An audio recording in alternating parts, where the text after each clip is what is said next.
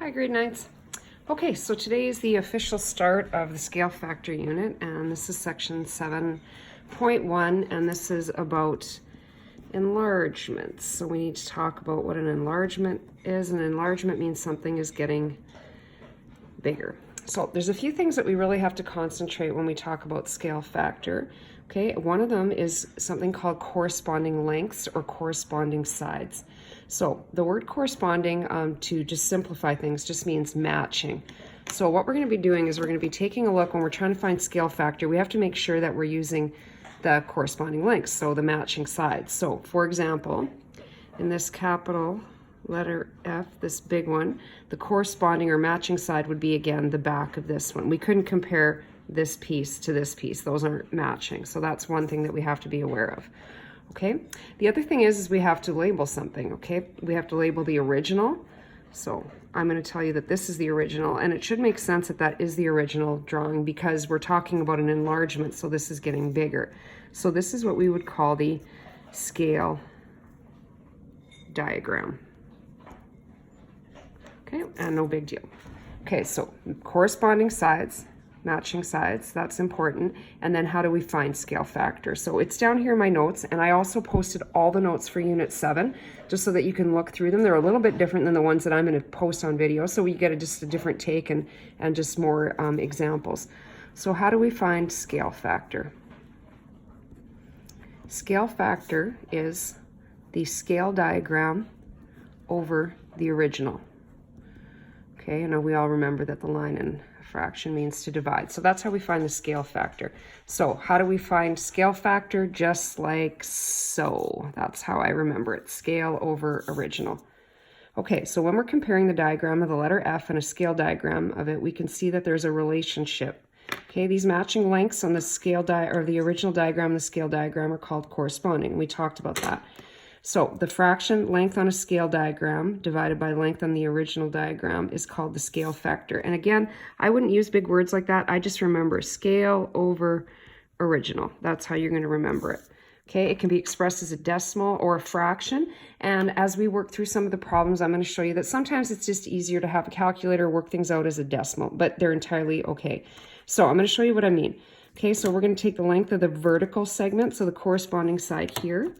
Okay, scale, and you can see that when I put my ruler up against it, it is 6 centimeters. So this piece here is 6 centimeters. Now, yesterday you did a little bit of an activity on the metric system, and that was because it's really important that we are comparing units that are the same. So if we measure this in centimeters, we're measuring this in centimeters too. We can't do millimeters and centimeters. We have to have everything in the same unit.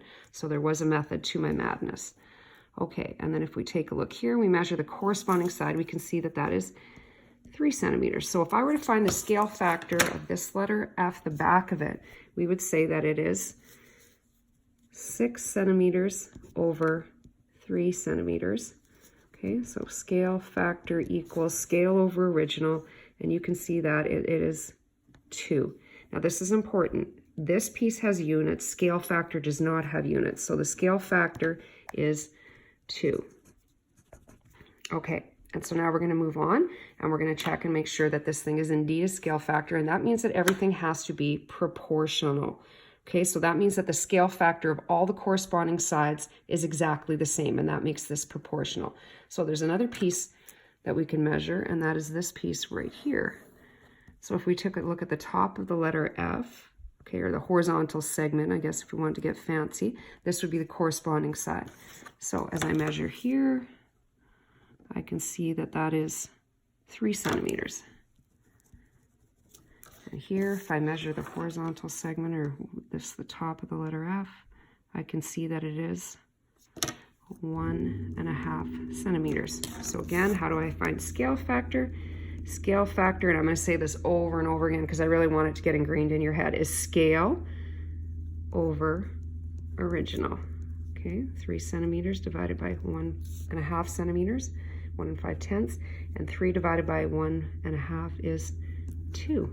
And we can say that these two figures are proportional. This is an enlargement of the original. How do we know that? Because the scale factor is consistent, okay? It is proportional.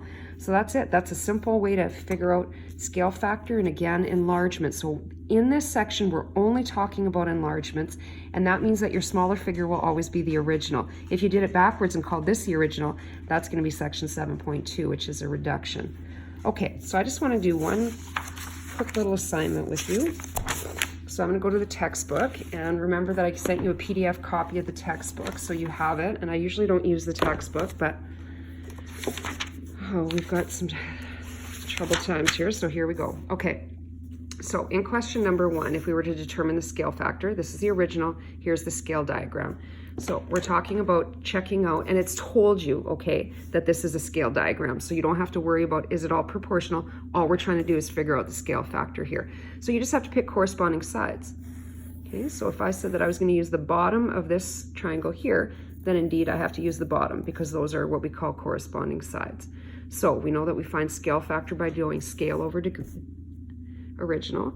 So scale factor, my pencil doesn't show up very well, scale factor is equal to scale over original. And in these situations in the textbook, all you do is count the squares. 1, 2, 3, 4, 5, 6, 7, 8. Okay, and this is why I wanted to show you this. This isn't a half, this goes all the way to the end here. Okay, so we've got 8 over, and then this one here, 1, 2 in the corresponding side. And what's 8 divided by 2? 4. That's the scale factor. And remember, scale factor doesn't have a unit. It is just a number. Okay, so now I want to show you question number 5. So this is like all you're going to see are these two different types of questions. Okay, we've got scale diagram of different squares are to be drawn. The side length of each original square and the scale factor are given. When you are given the scale factor, all you do is multiply the original by the scale factor. So in question A, I've got a square that has a side length of 12 centimeters, and we are saying that we are going to draw an enlargement using a scale factor of 3. So you simply take the 12 centimeters and you multiply it by the scale factor of 3, and then our enlargement will be 12 times 3, which is 36. And now this has a unit, because that's not the scale factor. This is the dimension of the scale diagram, which is going to be an enlargement. Okay, I just want to do B. Okay, we have a square that has a side length of 82 millimeters, and now the scale factor we're going to use is 5.5. Now this is where I was talking about how you can have scale factor as a fraction, or you can use it and turn it into a decimal. So that's what I would do, remembering that the line in a fraction simply means that we're going to divide. So the scale factor really becomes 2.5, and then you just take your 82 and you times it by 2.5, and you should get that the enlargement will be 205 millimeters. And that's it. Okay, I'm trying to keep these short because I'm having trouble uploading to YouTube with some other lengthier videos. If you go to Google Classroom, you can check out the video, and I'll have an assignment there. Okay, take care.